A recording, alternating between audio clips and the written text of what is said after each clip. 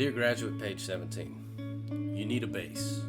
Faith, family, community, everything else.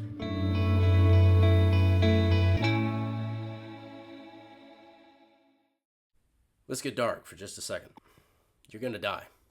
You're going to suffer. You're going to suffer a lot. That's part of living in this world. That wasn't so bad, was it?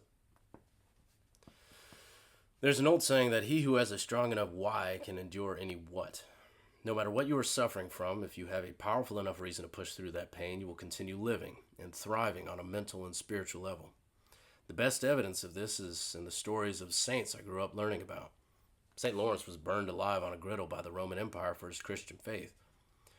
While smelling his charring flesh, he looked out at his tormentors and nodded to his blackened skin, saying, "You can turn me over. I'm done on this side." He's burning alive, and he cracks a joke as if he's a steak. This was a man who had everything to gain from saying a couple of meager words. All he had to do was deny his faith, and he could have had a quick and painless death. There was no material reason, no material need to suffer. But he didn't live for comfort. He didn't live for wealth. He didn't even live to avoid pain. He had priorities that were larger and more purposeful than what the world could offer. In your life, you'll lose much of what you take for granted. Tragedy can strike in a moment.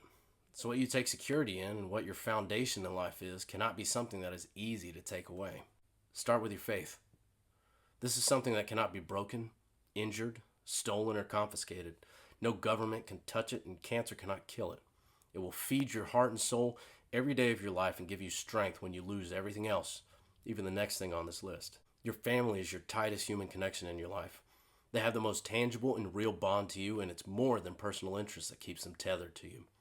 We're not just morally attached. We are biologically driven to remain close to our family and to protect and support them. It's absurd how backwards we've gotten this in society. It's nothing short of creepy to see influencers and talking heads on television, Hollywood, and social media advocate for friction and distancing within a family.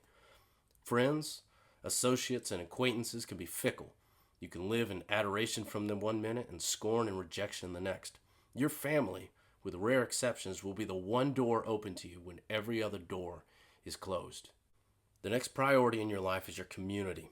Trust can be earned through familiarity and mutual commitment. The people in your neighborhood, church, and local community will most likely share more in common with you than not. They have a stake in the success of your surroundings because they share them as well. They see your habits and routines and usually begin to base some of their own routines on yours without realizing it. Get to know your neighbors and other members of your community. Take care of those around you on a small scale, and those spheres of influence will grow and strengthen. This is how you can truly change a nation. Bringing food to a fellow churchgoer after their spouse dies or mowing your neighbor's lawn when he's sick will do far more to create tangible change than rallies, protests, riots, and social media postings.